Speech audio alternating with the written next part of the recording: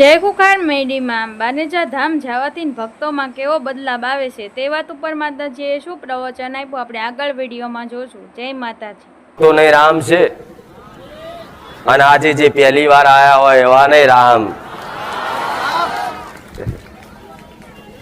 જેમ કે રોજ નો રોજ દાડે દાડે મારા ભાવિક ભક્તોનો વધારો થતો જાય છે, એટલે જૂના તો અત્યારે પાછળ બેઠા હશે, નવા આગળ બેઠા હશે આવું કહું।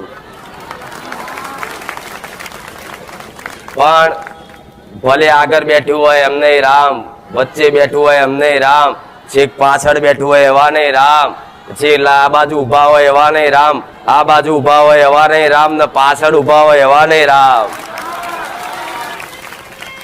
જો જો મારી બહુસરની નજર પડે છે, જો જો મારા બહુસરના રામ સંભળાય છે, એવા દરેક દીકરાઓને ખૂબ આશીર્વાદ।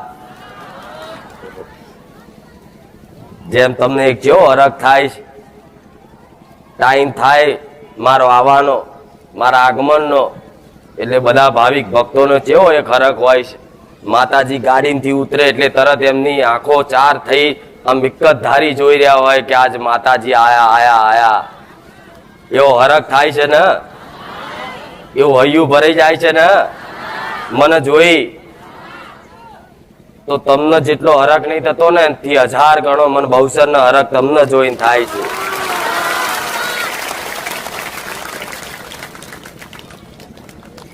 ખાલી કોઈ ભાવિક ભક્તને કદાચ આવતા કોઈને ચૂંદડી અડી જાય, કોઈને માથે હાથ અડી જાય, કોઈને મારો હાથ અડી જાય ને તો રાજીપો એટલો બધો થઈ જાય ને કે એની કોઈ વાત ના થાય।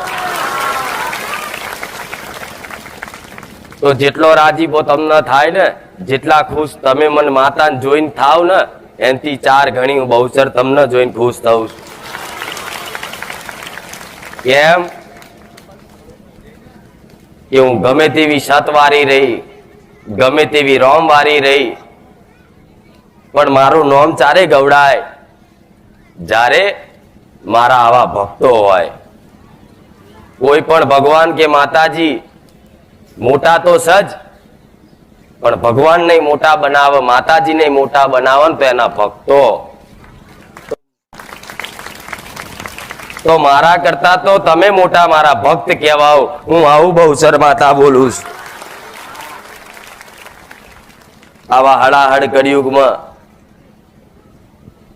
આવા ભાવિક ભક્તો મને બહુસર ના મળ્યા હોત તો આવી ના ગાદી હોત, ના મારા દીકરાની કોઠે આવી સતની વાતો ના મળતી હોત, આવા ખરા તાપમાં 2 વાગે નો તાપ, ધગધગતો તાપ, એવામાં આવા મંડપ નીચે તમે ના બેઠા હોત તો એક મારા ભગવાનનું રચાવણ છે।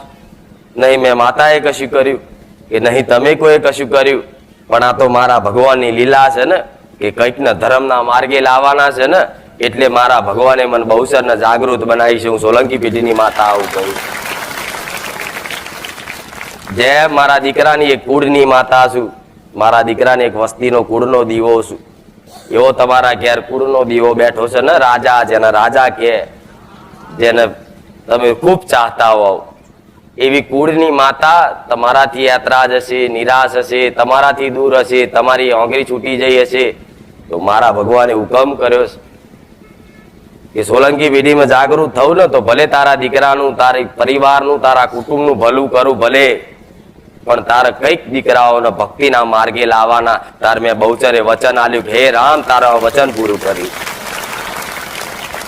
અને એમ કરતા કરતા 4-4, 5-5 વર્ષમાં મારા સાનિધ્યમાં આવ્યા પછી, મારા દર્શન કર્યા પછી, મારા શબ્દો પાલન કર્યા પછી, મારા શબ્દો સાંભળ્યા પછી કઈક દીકરાઓ ભક્તિના માર્ગે આવ્યા છે, કઈક દીકરાઓ સુધર્યા છે, કઈક દીકરાઓ કદાચ હારા વર્તન કરતા થયા છે, કઈક દીકરાઓ મા બાપની સેવા કરતા થયા છે, કઈક દીકરાઓ પુનદાન કરતા થયા છે। એટલે હું માતા ખૂબ પ્રસન્ન છું, આવું કહું છું। મને જેટલી પ્રસન્નતા છે ને એની કોઈ કલ્પના નહીં તમને। જેમ પ્રસન્નતા છે કે જો મારા એક દીકરાનું એક લક્ષ્ય, મારા દીકરાનું એક કર્તવ્ય અને મારા દીકરાની એક મહેનત, એ સંસારનું સારું થાય, દરેકનું ભલું થાય, દરેકનું હિત થાય, એવું મારા દીકરાનો એક ભાવ છે ને, એટલે એની મહેનત અને મારા આશીર્વાદ છે ને એટલે આટલો મેરો ભેગો થયો છે. હું બહુસર આવું બોલું છું. આજે એની એકલા એની કરેલી ભક્તિ આજ રંગ લાવી. ખાલી મારા દીકરા એકલાની ભક્તિ આજ રંગ લાવી. અને આ મારો રંગ મારા હજારો ભક્તોને લગાડે. હું આવું બહુસર માતા બોલું. એટલે દાડે દાડે મારો ભગવાન મારું સત વધારતો જાય છે. મારા સતમાં કોઈ દાડ ઝોકાશ નહીં આવી. દાડે દાડે મારા પરચા વધતા જાય છે. દાડે દાડે મારા ભક્તો વધતા જાય છે. દાડે દાડે મારું નામ વધતું જાય છે.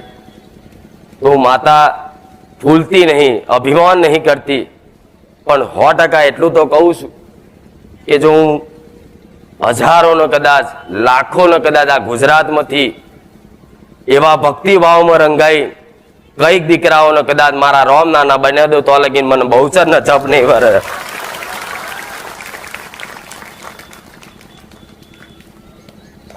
સમ આ એક સેવા છે.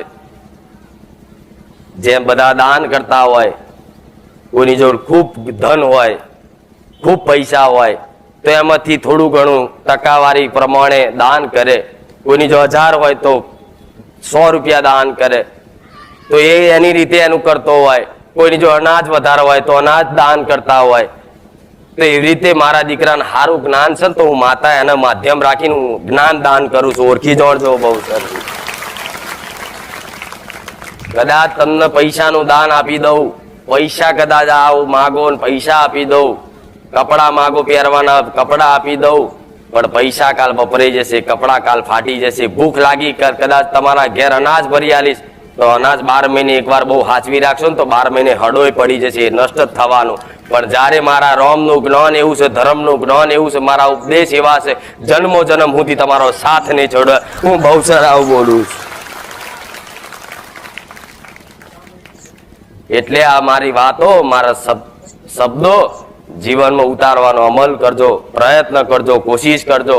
100% તમારા દુઃખ તમે ગમે તેવા પહાડ જેવા દુઃખ હશે પણ જો ભાગીને ભૂકો ના કરી આલું ના તો હું ખુખાર મેળવી લે. રામ મારા મેલડી ના રામ.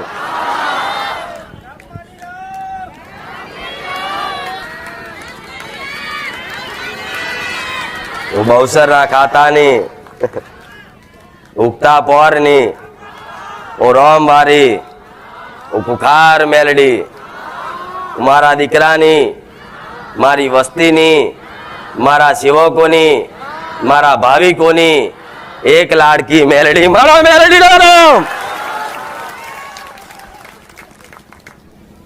આ બપોરનો ભલે ધગધગતો તાપ હોય, આ તાપને હું માતા ના રોકી શકું. સૂર્યનારાયણ એનું જે કર્તવ્ય છે નિભાવે છે. પણ આ જેમ છોયડાનો મંડપ છે ને, એ આ છોયડાના મંડપમાં હાચવું છું ને, એવી તમારા દુઃખોનો તાપ પડતો હશે ને તો મારો ચૂંદડીનો કદાચ છોયડો કરવા ના આવું તો મેલડી નહીં. અને આવીશું ને આવતી રહીશ, કોઈ દાડ આગુ પાછું નહીં બને. રોજ તમે મને ઓળખવા તો ઓળખી જોવાની. મારા સાનિધ્યમાં આયા નહીં, પહેલી વાર આયા ને ઘેર બેઠા વિડીયો જોયા ને એને મને ઓળખી નાખી કે જગતમાં એક જ એવી મેલડી છે કે અમારો ઉદ્ધાર કરશે, એવી આશા રાખીને આયા છો. માં ચોય નહીં જવું, માં તારા પારે આયા છો ને એક વખત તારી આગળ બેહવું છે. માં અમારું સપનું છે એક વખત જગતમાં તારી આગળ બેહી ગયા અને ત્યાં કદાચ અમારા બાપ દાદાના ચોપડા ખોલી ઇતિહાસ ફેદી અને અમારી લગતી બલગતી કોઈ માતા હોય, કોઈ નડવા વાળા દેવ હોય, માં એક વખત જાહેર કર્યા. એવા દરેક મારા ભાવિક ભક્તોના સપના છે. હું મેલડી આવું કહું.